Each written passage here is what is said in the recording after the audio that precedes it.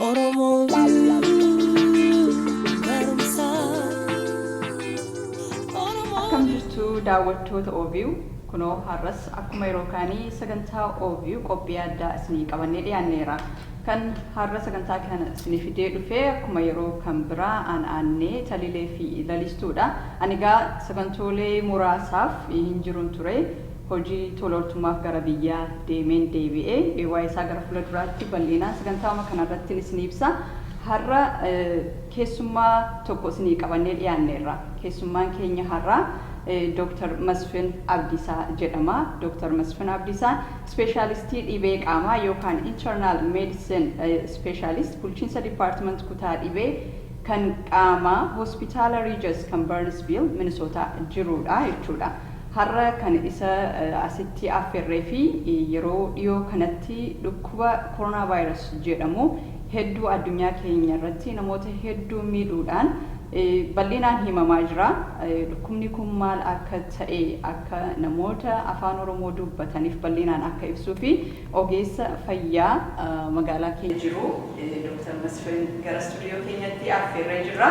Egaa Dr. Mesfine baga nagaan gara View'tti dhuftee jenna. Mee ofiis ibsitee maal immoo dhukkubni coronavirus kun maal isumaan gara sagantaa keenyatti galu? Toomaas Mesfine affeertanii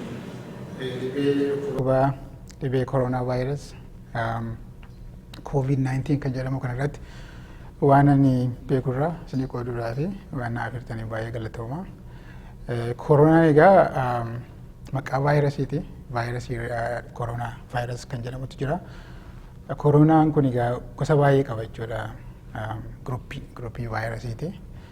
Akkuma beekamu vaayirasiin kun immoo jarmiidha. Jarmiin immoo gosa baay'ee qaba jechuudha. Baakteeriyaan jira kan akka fakkeenyaaf tuberculosis, dhukkuba dhibee sombaa kan namatti fidanii, garaa kaasaa kan fidanii, akkasumas dhibee adda addaa kan biraa baakteeriyaan jiru.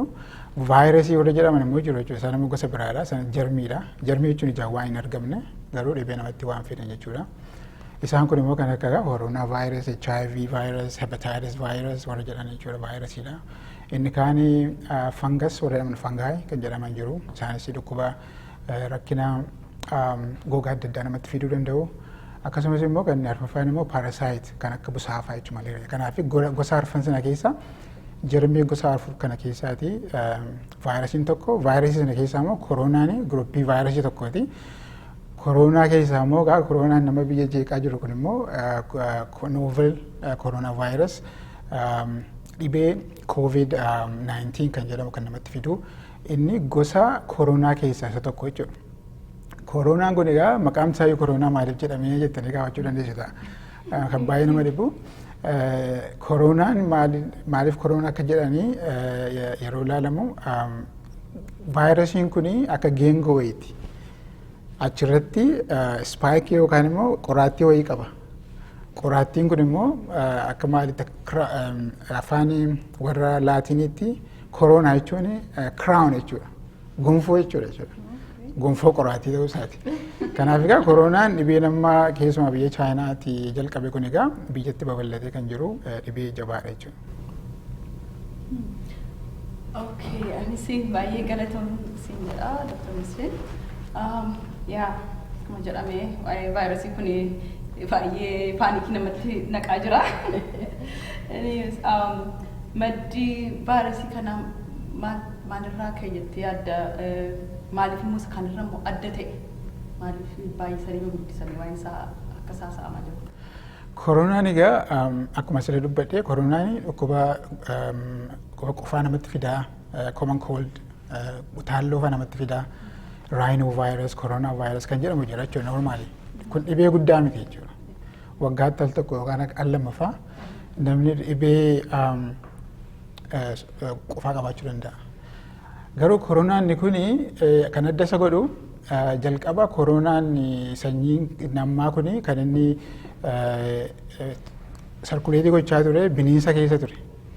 Bineensa adda addaa keessa jechuudha. Fakkeenyaaf kan akka simbirroo halkaniifaa kan akka bofaafaa kan akka achi jira waan adda addaa bineensi keessa sarkuleetiituu godhu namni isaa wajjin waan hojjetu bineensa kana wajjin hojjetu vaayirasii kanaanii salphaatti vaayirasii kana qabatee vaayirasiin kun immoo bineensa sana keessaatii ofiisaa jijjiiree jechuudha muteeshi waan jedhamu jira muteet vaayirasiin tokko muteet godha yeroo eenyummaa isaa jijjiireetu namatti faca'a namni immoo namatti dabarsuu jalqaba jechuudha. Kanaaf egaa jalqaba kan inni jalqabee bineensarraa jalqabame naannoo Wuhan lafa jedhamu biyya Chaayinaa keessaa lafatti bineensa adda addaa nagadantu jira fayyaadhuma bineensa jechuudha. Kan qurxummii fa'aa bofa fa'aa simbirroo halkanii fa'aa lafatti nagadantu jira. Achi keessaatii namooti naannoo sanaa dhibamuu jalqaban jechuudha. Dhukkuba sombaatiin qufa'uu jalqabanii hafuura kutuu jalqabee nimooniyaa isa jennu kana developii gochuu jalqaban jechuudha. Kanaaf isuma qoratanii dhibee jarri kanaa koronaa ta'uu isaa beekame jechuudha. Isa booda egaa koronaan kun gosi isaa SARS kan jedhamu yaadatti yoo ta'e bara 2002 yookaan 2003 SARS jedhamu severe acute respiratory syndrome kan jedhamu jabaa kan ta'e tokko dhalatee ture. Inni egaa koronaa vaayirasii turanis inni kun immoo SARS CoV-2 jedhama jechuudha. Maqaan vaayirasii kanaa koronaa vaayirasii 2dha jechuudha. Garuu dhibeen namatti fidu koronaa vaayirasii disease 19 jechuun bara gaddaa bara 2019 waan argamee fi COVID 2019 COVID 19 jedhama jechuudha. Kanaaf egaa dhibeen koronaa kun egaa jalqabbii isaa bineensarraa dhufe bineensarraa namatti darbee namni immoo namatti dabarsuu jalqabee kanaaf egaa akkuma kanaan biyya lafaa akka golfaa ta'e jechuudha epidemikii ta'ee babal'ate jechuudha. Anis baay'ee galatoomii isin jedha Dr. Mesfine nu kabajjee obii kabajjee asirratti argamuu keetiif si galateeffachaa ani immoo gaaffii siif qabu amma gaan utaalloonis nama qabaa koronaa vaayirasiin kunis akkuma utaallooti. So akkamitti addaan baafachuu dandeenya yeroo hundaa utaalloo kana fluusa jedhan kana yeroo hundaa namaan qabaa garuu vaaksiinii qaba miti reenni. Kan isa kanaa immoo qabamoo gara fuulduraatti itti yaaduutti jiru moo maal sitti fakkaata waa'ee isaa? Gaaffii gaariidha. Koronaan egaa akkuma ani dubbadhee dhibee respiratory infection jechuun qaama hafuura nama baasifatu fakkeenyaaf funyaan keenya, laagaa keenya, hujummoo hafuura keenya yookaan immoo somba keenya waan miidhudha jechuudha. Qufaan egaa yeroo baay'ee namatti uffachiisaa, nama qufaasisaa utaalloo jenna yeroo baay'ee. Utaalloon kun vaayirasiidhaan fayyadamneerra. Vaayirasii gosa adda addaa jira jenneerra. Kanuma keessaa yeroo egaa influenzaan fakkeenyaaf akkuma kana wal fakkaatu. Mallattoon isaa tokkuma. Addaan baasuun nama rakkisa. Isarraa adda kan godhu maali tokkoffaa vaayirasiin kun eenyummaa isaa jijjiiree haaraa ta'e waan ba'e tokko. Bineensarraatii jijjiiramee namatti darbuu jalqabe inni isa tokko adda isa godha. Lammata immoo dhibeen kun salphaatti namatti baay'ee darba. Sakaanirra baay'ee akka amma argisanitti ituma ji'a 2-3 gidduutti amma biyya lafaa waliin ga'e jechuudha. Biyya lafaatti amma biyya 80 olii dafee babal'achuusaa bineensarraa argamuunsaa amma tokko isa godha. Lammataa sadaffaa immoo vaaksineeshinii yookaan talaallii hin qabu. Maaliif vaayirasiin kun reefuu dhufe waan ta'eef qorannoo geggeessanii talaallii barbaachisu hojjechuudhaaf yeroo barbaada. Influenzaa yoo fudhanne fakkeenyaaf influenzaa A, influenzaa B warra jedhan amma fakkeenyaaf biyya kana keessatti kan baay'ate nama baay'ee kan fixu isa. Garuu inni kun talaallii qabu jechuudha. Bara nama fakkeenyaaf influenzaa vaaksiinii yookaan talaalliin isaa harka 50 dhibba keessa harka 50 ol namarraa ittisuu danda'a. Kanaaf egaa akkasumatti ilaaltee kun koronaa moo koronaa miti jechuun si rakkisa. Mallattoon isaa tokko waan ta'eef. Garuu namni tokko dhibee koronaa qabaa jettee shakkuu kanatti jalqabdu lafa koronaa itti baay'ate kana tureera namichi kun itti deemee ture. Nama koronaadhaan qabame bira kontaaktii qaba isa wajjiniin kana erga gaafannee qorannee booda tarii shakkuu jalqabna jechuudha kun koronaa ta'uu danda'a kan jedhu jechuudha.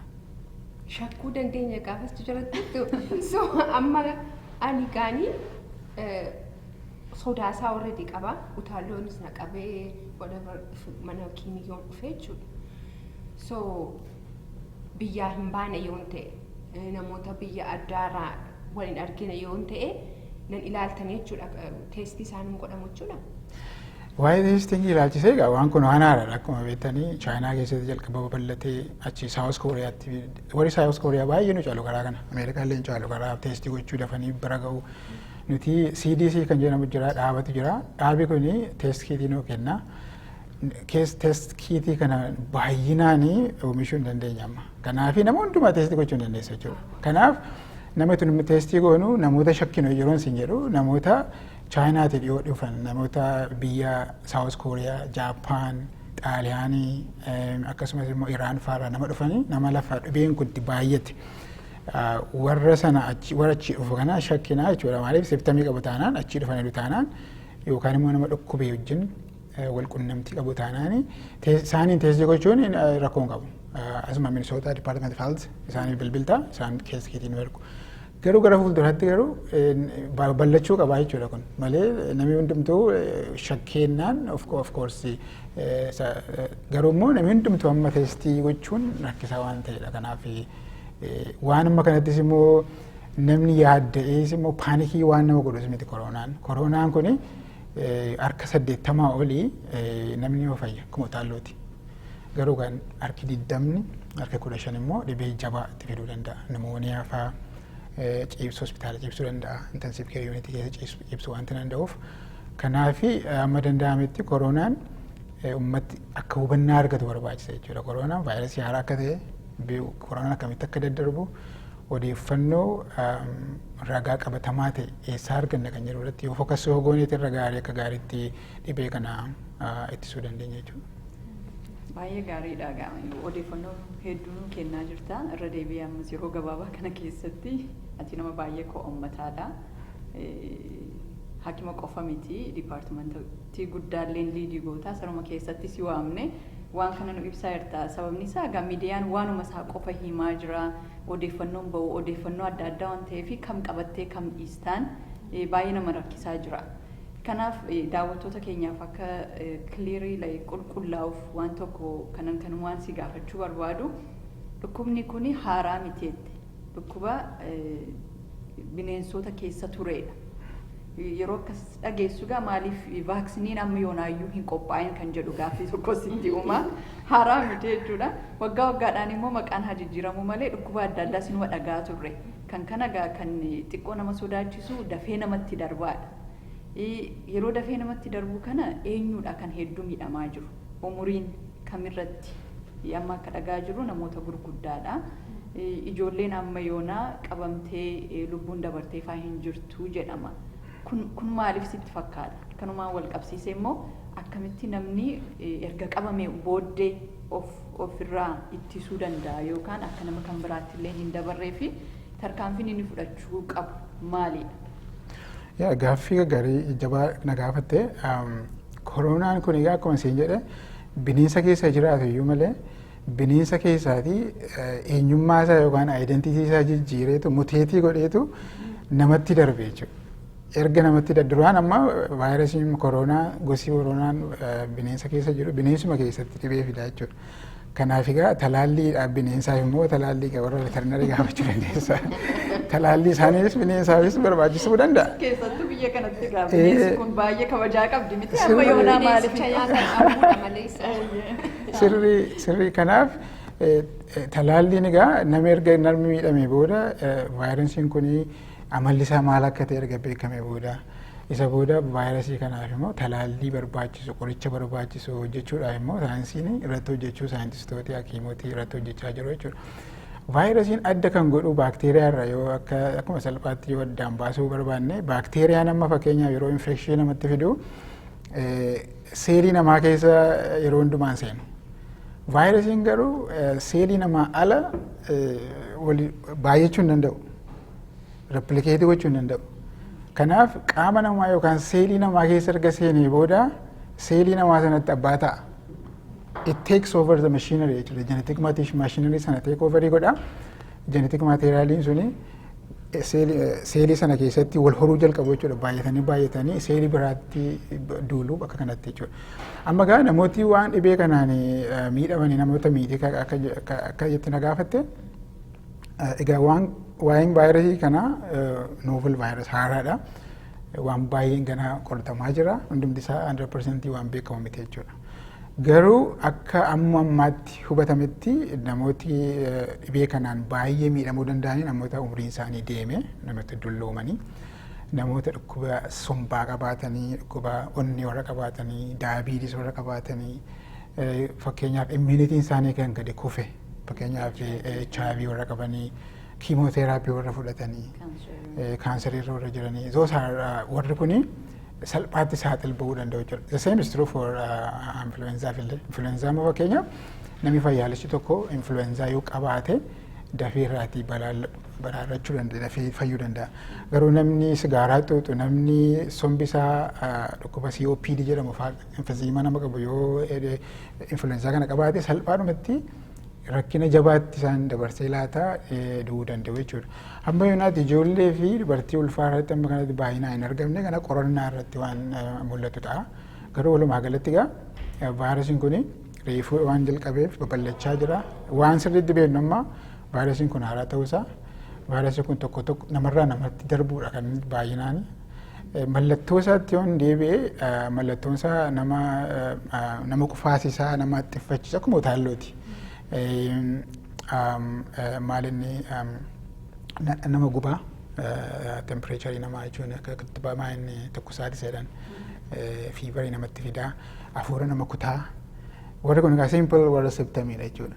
Yoo dubbiin kun egaa namichi dhibee kana godhate sun rakkina durumaan rakkina qabate yookaan umuriin isaa achi waggaa 60 ol faa yoo ta'e yookaan dhibee sombaa faa yoo qabaate deemee maal fidaa? Nimooniyaatti fidaa.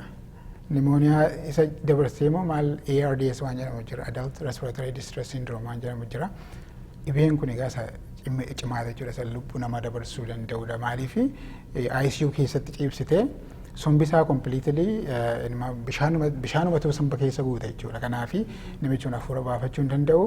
Kanaaf maal goona intensive care unit yookaan lafa itti tajaajilaman hospitaala keessaayyuu lafa critical care dhaqanii ciisanii achitti maashiniidhaan somba isaa sana hafuura kan baafatu goona jechuudha, ventileetar irra keenya jechuudha. Kanaaf egaa namooti dhibee kanaan miidhamanii namoota keessumaa akka nama dubbadhe umuriin isaanii deeme dhibee adda addaa warra qabanii kiimooteraappii kana kan wal qabanidha. Garuu kan beekamuu qabu dhibeen kun dafee daddarbu iyyuu malee haaraayyuu haa ta'u iyyuu malee akka utaalloo ta'ee kan nama 7 gidduutti kan fayyan immoo harka 100 keessaa 80 jechuudha. Kanaaf dhibeen kun egaa keessumaa namoota biyya guddatan keessatti illee amma tokko salphaatti to'achuun hin danda'ama. Rakkisaadha garuu risoorsii waan qabaniif amma kana gargaaruu danda'u. Garuu biyyoota guddatan kan akka Itoophiyaa fakkeenyaaf dhibeen kun jalqabeennaa nama baay'eetti miidhama. Nama baay'ee sana keessaa immoo 20% malee yoo jennee amma makkan miidhamee rakkina guddaa akka bu'u tilmaamuun nama rakkisu. Egaa ayaan immoo gaaffiin kun gara biraanii isuma silaatti achi deebi'ee karaa bineensotaa fa'aa darbaa bineensarraa jalqabe jettee amma bineensota kana yoo let's say dhukkuba isaa qabaate bineensi kun foon isaa fa namni nyaate isa booddee like erga qalamee amma firiijii keessas taa'ee yoo ta'es nyaatamee achi karaa sana fa'aa namatti darbuu hin danda'a waan karaa akkasii karaa nyaata keessa. Egaa akkuma sirra dubbadhe kun Wuhan biyya Chaayinaa keessa iddoo tokkotu jira lafatti bineensa fayyaadhuma isaatti gurguranii namooti isaa wajjin hojjetan bineensa wajjin warra hojjetanii walitti dhufan isaan egaa maalitti fakkaate amma yuunaatti waan hin beekamne baay'eetu jira. Garuu waan beekamu keessaa inni guddaan bineensarraa dhufu iyyuu malee sanyummaa isaa jijjiiree namatti iyyuu faca'u iyyuu malee spillover jedhama. Karaa nyaataa keessatti kan inni darbe isa nyaatanii nyaata tun ta'e qaqqabaniitu jechuun amma latsee nyaati bittee firiijii fa'aa keessee achi baastee fa'aa yoo nyaatte achi fa'aa still keessa jiraachuu danda'a hammam qilleensa irra tura vaayirasiin kun utuu hin du'in. Yaada gaaffii gaariidha. Akka jalqabaatti deebisuu fi dhibeen suni achi jalqaba iyyuu malee bineensarraa namatti darbuun kuni yookaan nyaatarraa namatti darbuun kuni makanatti beekamaa miti. Amma yoonaatti waan guddaan namarraa namatti darbuu isaati. Qofaadhaan fakkeenyaaf amma fakkeenyaa namni tokko koronaa yoo qabaate ni xixxiffata. Yeroo xixxiffatu cal jedhamu qilleensa irratti xixxiffata yoo ta'e xaxxiffate yoo ta'e qilleensa keessaati koronaan kun meetirii tokko gidduutti fakkeenyaaf walitti dhiyoo jirra ta'e meetirii tokko gidduutti yeroo xaxxiffadhu achi keessaati koronaan kun afaan yookaan funyaan yookaan ija keessa seenaa jechuudha. Isa booda erga akkuma sirrii dubbanne vaayirasiin erga seelii namaa keessa lixxee seelitti seentee immoo hin dhuunfatti. Isa booda wal horuu jalqabdi isa booda dhibee namatti fidaa jechuudha. Kanaaf yeroo baay'ee namooti maal jedhu chaayinaa nama fakkeenyaaf baay'ee beekamoodha waa'ee karaa ikoonoomii isaanii gaariidha. Akka gaariitti oomishuu waan isaan achiitii fidan waan baay'ee gargaaramna.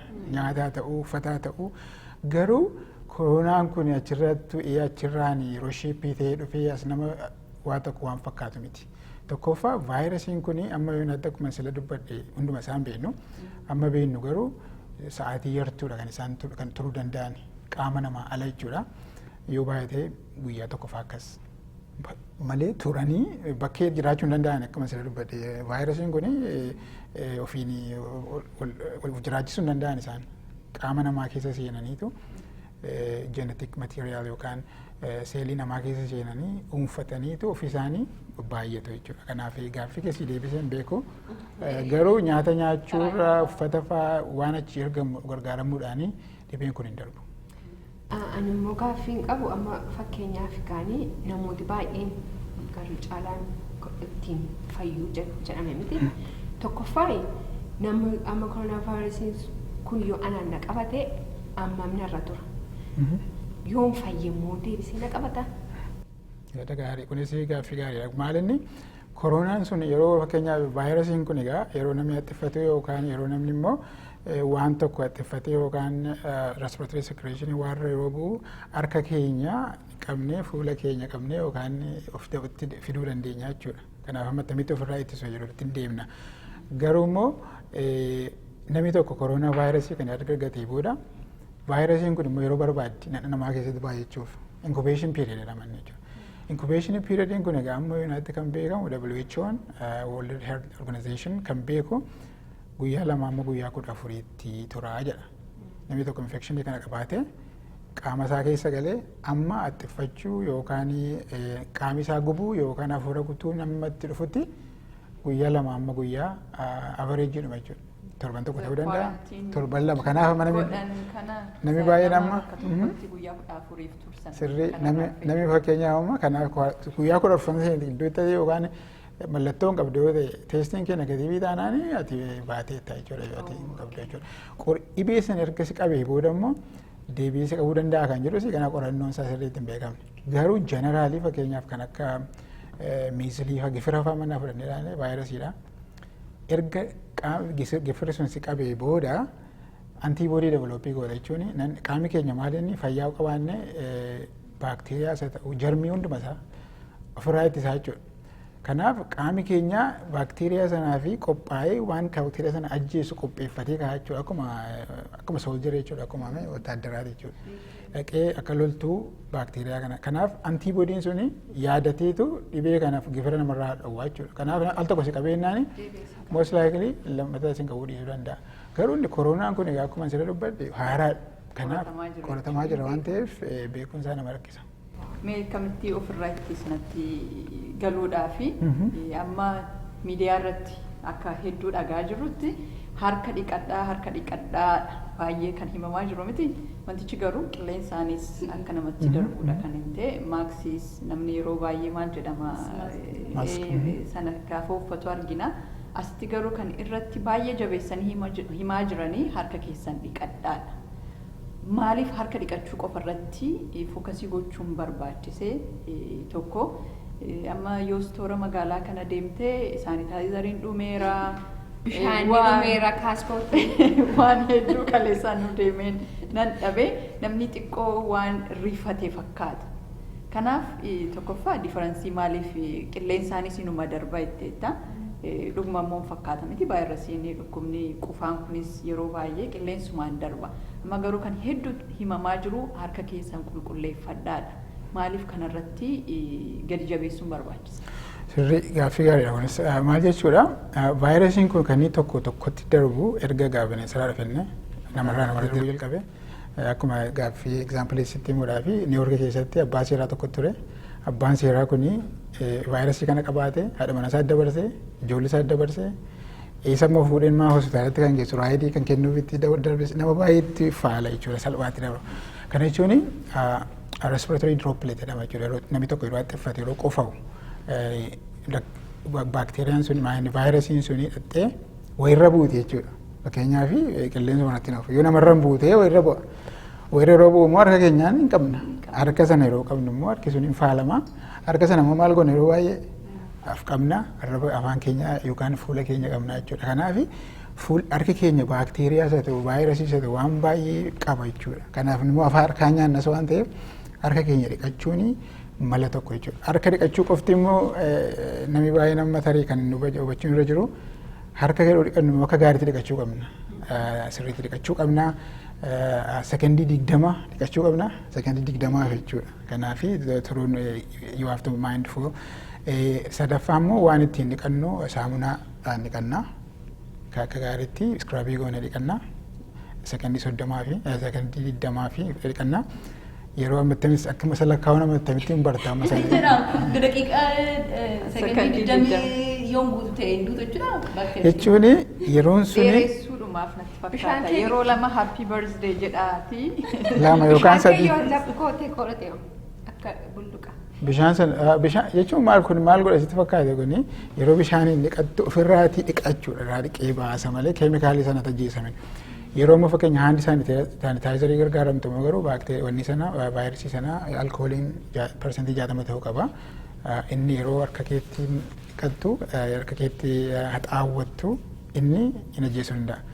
Harka kee yeroo dhiqattu garuu sirriitti dhiqachuu qabda. Sekondii 20 akkuma jettee happy birthday lama sadii yoo jette tokko lama sadeetti amma 20tti yoo lakkoofsise sekondii 20 jechuudha. Kanaafi fookasiin guddaan harka dhiqannaa irratti ta'uunsaa kanaaf tokko. Garuu immoo kana qofaa miti. Akkuma sirrii dubbadhee mallattoon dhibee kanaa waan inni haxxiffachuudha. Tokko sa'aatiin nama qabu yookaan tempereecharii nama ol ka'u hafuura nama kutu inni amma yeroo namni haxxiffate yoo qofa'u yeroo qofa'u calqidheema qilleensa irratti qofa'uun gaarii miti. Maaliif nama daafaala waan ta'eef. Kanaaf yeroo qofa'anii ciqilee ofii irratti qofa'u jechuudha. Yookaan immoo fakkeenyaaf kan akka naapkiin yookaan waan adda addaan immoo qofaa ofii qabachuu jechuudha. Yeroo haxxiffatanis yeroo qofaanis. Yeroo hundumaa.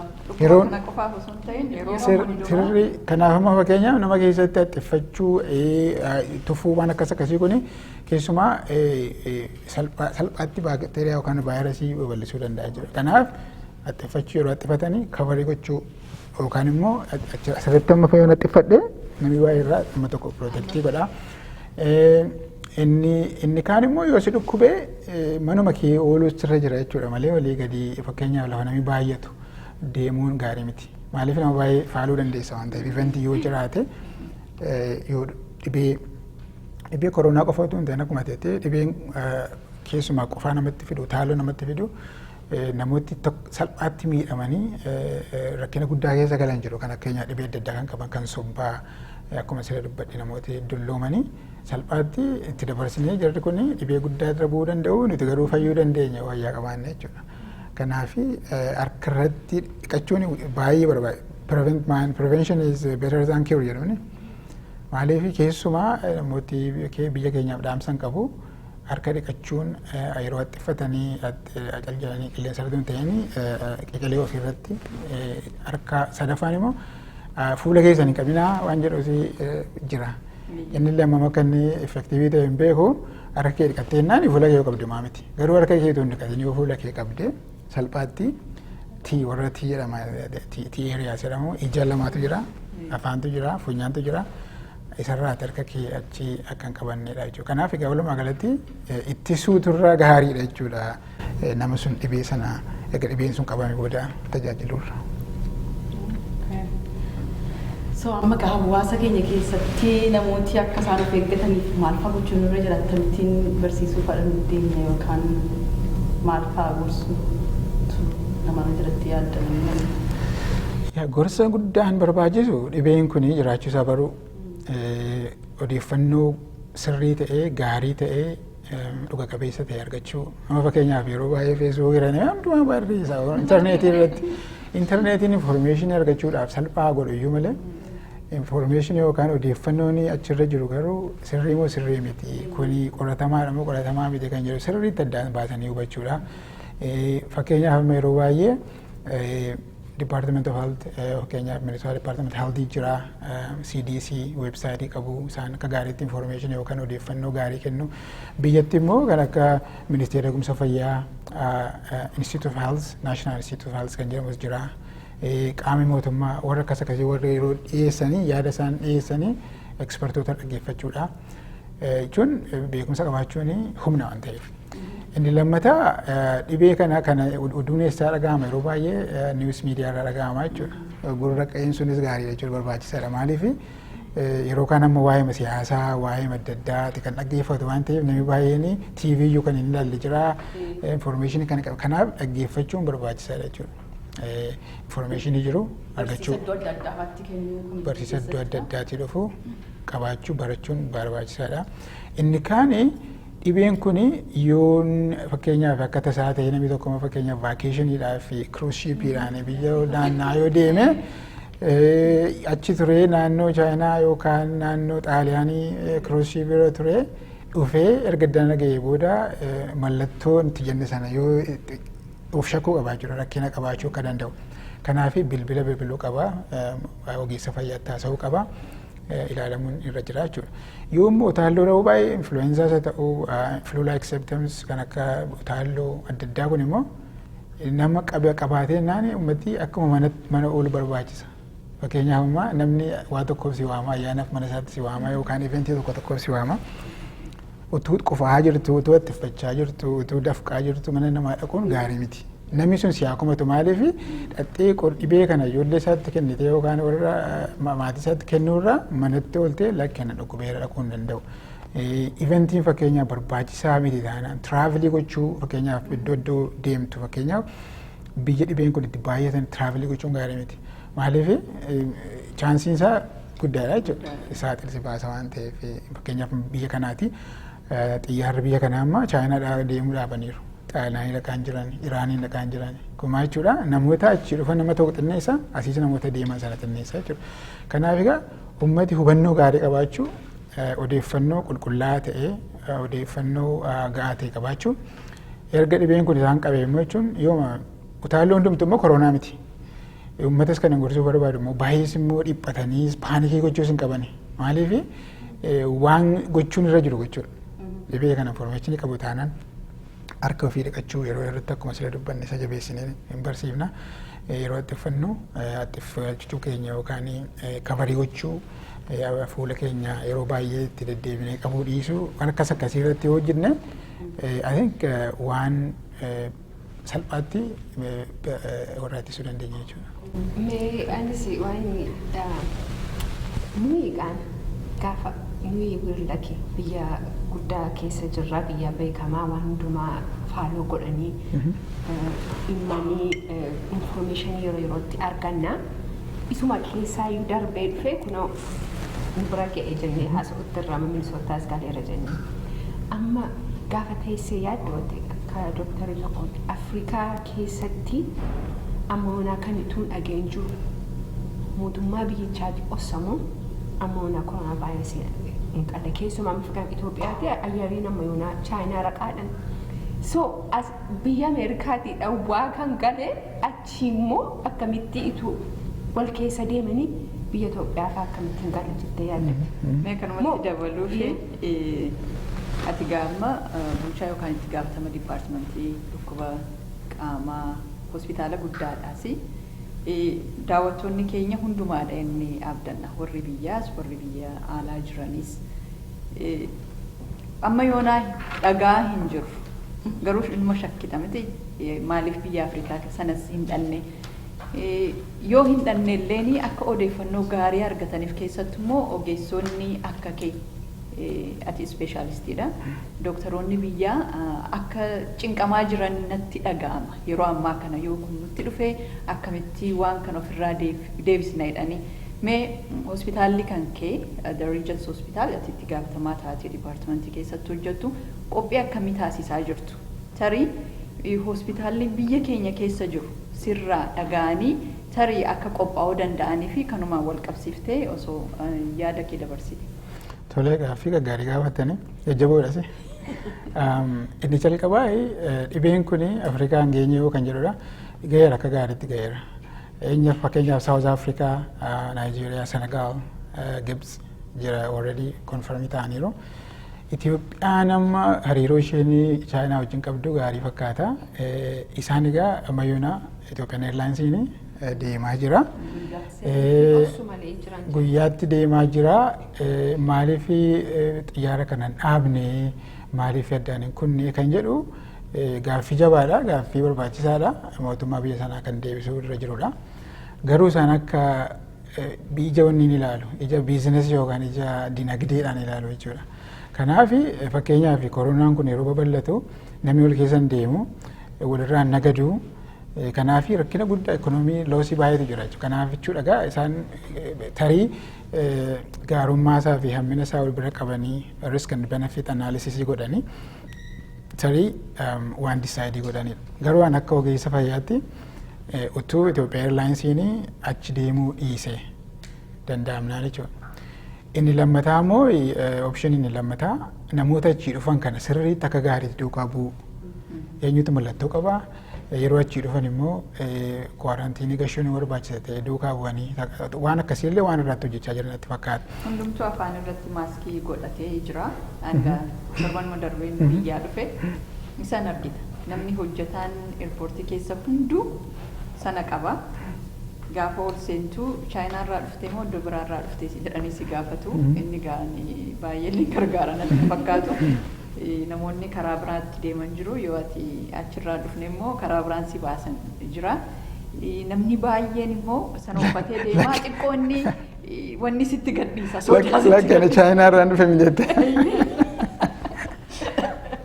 Inni xiqqoo si rifachiisa gaafa nama hunda argitu. Garuu amma tokko akka irratti hojjetaa jiran sitti agarsiisa.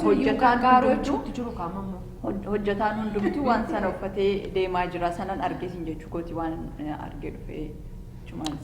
Sirriidha. Maaliif egaa haalli biyya keessumaa Afrikaan rakkinni isaa maalinni Afrikaan biyya guddate miti. Maaliif namni baay'een hiyyeessa. Amma namni baay'een waan magaalaa keessa warra jiranii warra matijaarra kana ilaalee wanni fakkaata malee fooqii kana ilaalte malee uummati keenya baay'ee rakkataadha. Tajaajilli fayyaa baay'ee dadhabaadha. Hospitaalli biyya keenyaa baay'ee dadhabaadha. Ogeessoti fayyaa biyya keenyaa rakkinuma sana keessa ta'anii nama baay'ee gargaaru garuu tajaajila fayyaa bu'uuraa barbaachisu gochuu hin danda'an.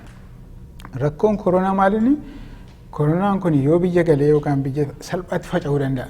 Maaliif aadaan keenya ta'uun yeroo walitti dhufnu walammannaa, walii dhungannaa, baay'ee intimeetti wanni goona. Kanaaf salphaatti dhibeen kun faffaca'uu danda'a. Namni yeroo baay'ee amma argiteetta dhiyoo kana dhaqxee dhufte sanaan baabura faa keessa wanni faa keessa baay'ee walitti siqaniiru jechuudha. Meetira lamarraa fagaachuu qaban yoo koronaa qaburraa meetira lama achi meetira tokko taanaan si qabee jechuudha. Kanaaf amma fakkeenyaaf nuti amma addanatti Mesfine Regis Hospital lafa jedhaman hojjedha.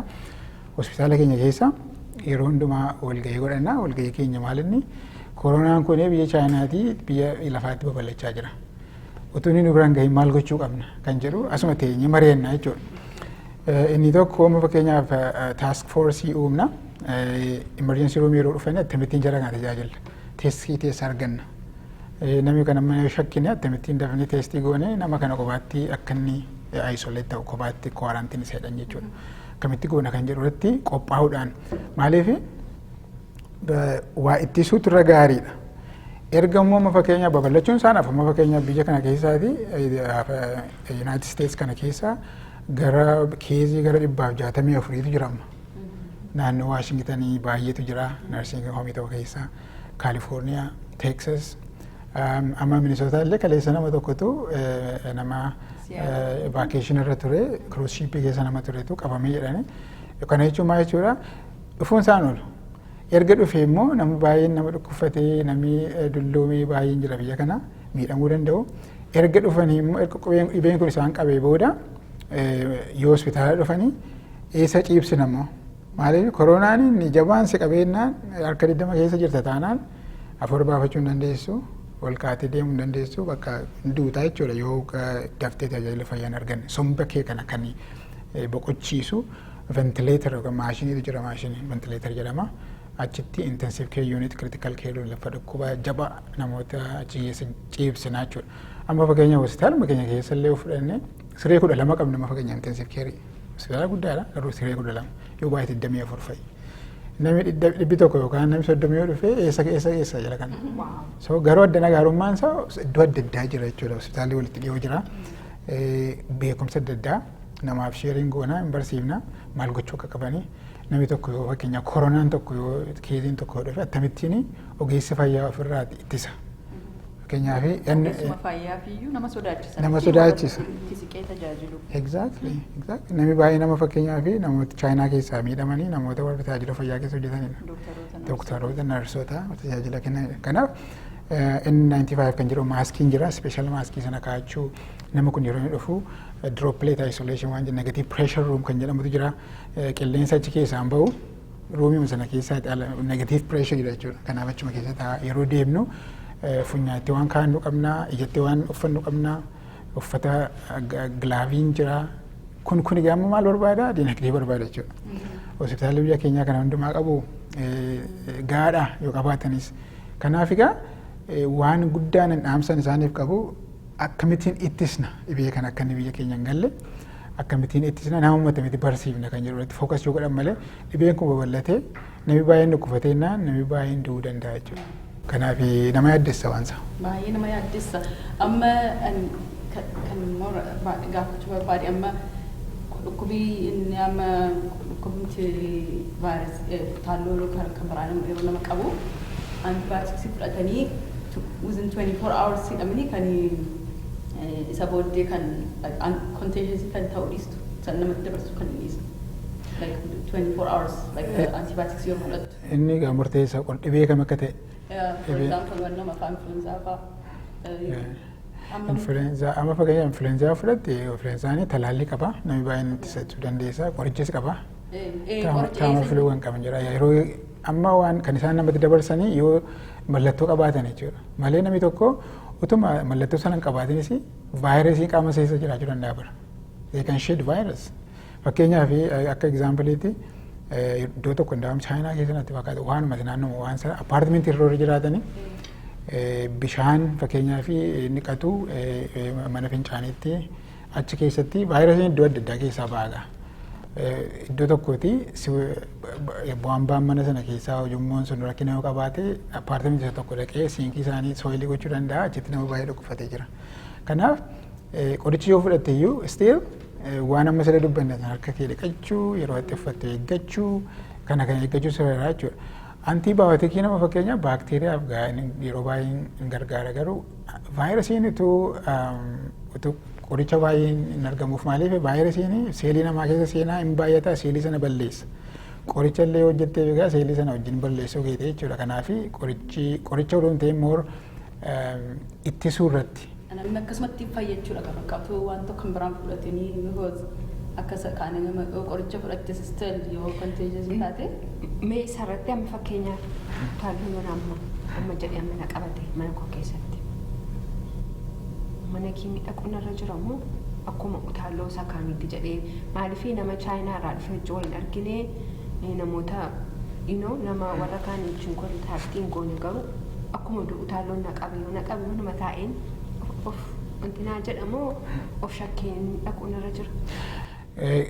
It depends amma utaalloon sun amma akkasimiidha. Fakkeenyaaf utaalloon suni jabina isaa baay'ee si dadhabsiisee lafaa ka'uu hin dandeessu yoo ta'e bishaan dhuguu hin dandeessu yoo ta'e yoo si hoqqisiise yoo fiivarii kana tempereechariin kee baay'ee ta'e yoo sombi kee michoome of course you have to dhaquu qabda ifloo yoo qabaachuu dandeessi deemu. Garuu utaalloon isa ta'u koronaan isa ta'u maal attamitti yaalama kan jedhu irratti waan dubbannetti fakkaatu. Qoricha ispeesifii qorichaa dhabu iyyuu malee sappoortiif keer waan jedhamu jira. Sappoortiif keer jechuun maal jechuudha qaama kee tajaajiluudhaan mallattoo kee tajaajiluudhaan si fayyisu jechuudha. Fakkeenyaaf isi qufaasee baay'ee qufaadhaaf qoricha laataaf jechuudha. Yoo fakkeenyaaf yoo tempereechar yookaan qaama kee baay'ee ho'e qoricha Taayilanoolii Paarasitaamoolii isa kennitaa fi yoo fakkeenyaa fi sombi keessa dhukkubee baakteeriyaanis immoo si dhukkubuu dandeessa. Vaayirasiin dhaqee karaa haala mijeessuu danda'a baakteeriyaaf.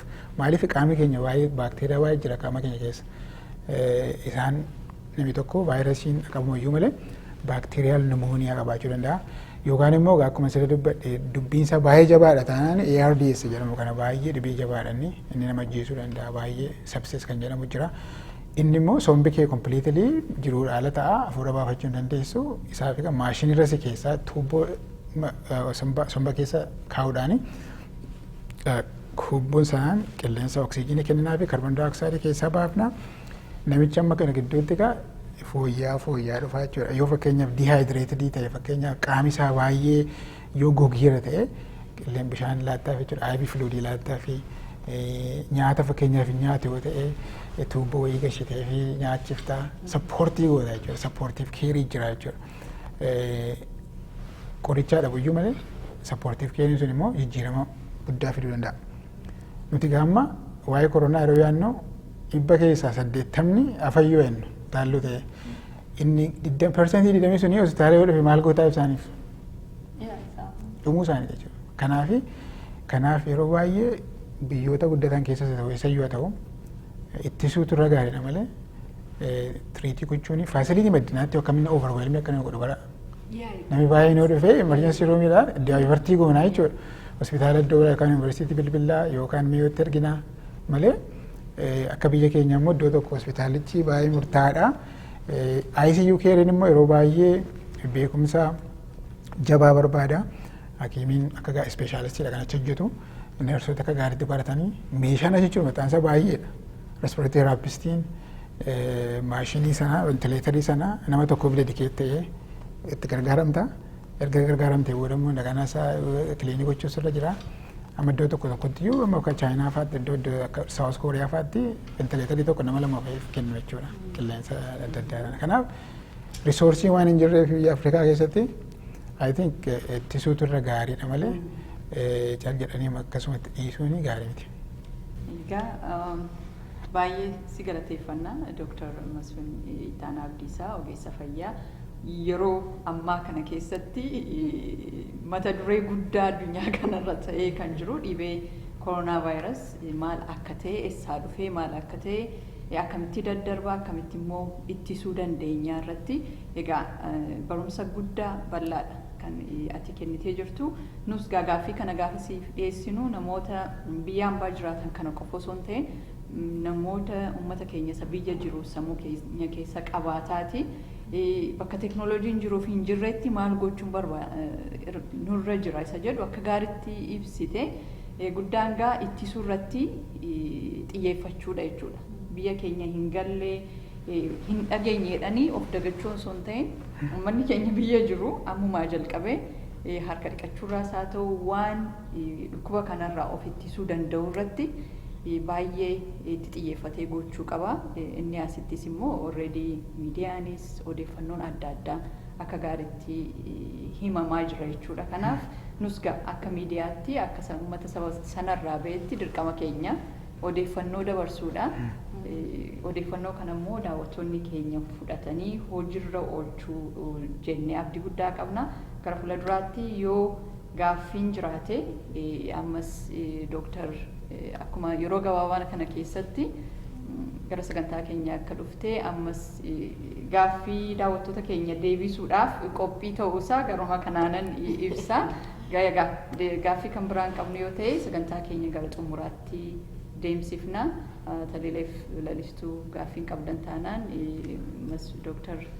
dhumarratti waan jettu yoo qabaatte carraasii kennu. Soolaash galatooma waan naaf hirtanii fi jiruun keenya ogeessa fayyaati nama tajaajiluudha nama gargaaruudha.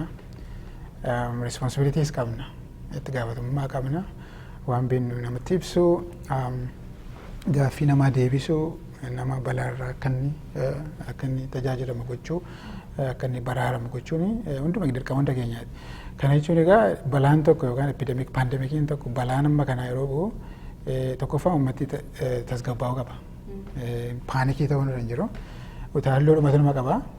darbee yoo darbe immoo of course rakkina implication baay'ee qaba keessumaa amma namni fakkeenyaa fi iddoo wal keessa deeme yoo ta'e nagadate yoo ta'e ekonomii irratti rakkina guddaadha. Eventii guddaan amma kaansilii ta'aa jira amma fakkeenyaa saawuzii teeksasiitti amma istiideemii nama namiidha. So kun hundumtuu maal agarsiisa deemee miidhaa siyaasas waa'ee siyaasas of keessaa qaba waa'ee ekonomiis of keessaa qaba. Kanaafi anis amma warra biyya jiran keessumaa warra biyya bishaa jiraniif kanan gorsan qabu maalinni dhibeen kun utuu hin dhufin dura akka gaariitti itti yaadu taasifoorsii akka dhaaban naagala kan yeroo darbe dhaggeeffachaan ture. Taasifoorsii sun immoo namoota beekumsa qabanii akka gaariitti actionable waan ta'e hojjechuu ittisa barbaachisu gochuudhaan uummata keenya keessumaa risoosii hin qabne addanatti amma namni salphaamatti hin du'asi. Maaliif waan adda addaa jira tajaajila adda addaa jira. Nuti dhibaahuudhumaanii bira hin geenyu malee namni keenya aksesii isaa qaba. Garuu biyya keenya keessatti baay'ee limited waan ta'eef amma danda'ametti haala mijeessanii dhibee isaa iddoo biraa dhufu kana salphisuun ittisuun barbaachisaadha.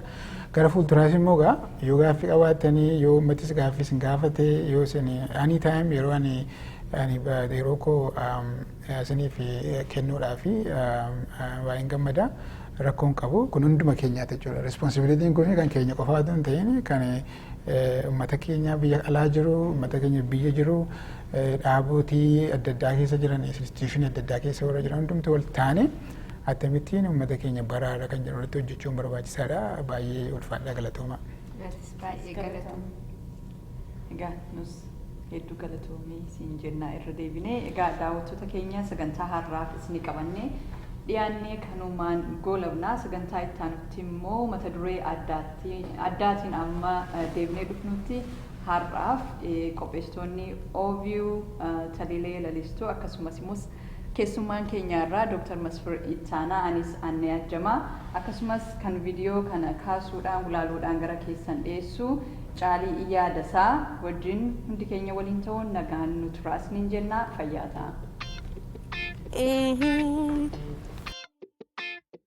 Oromo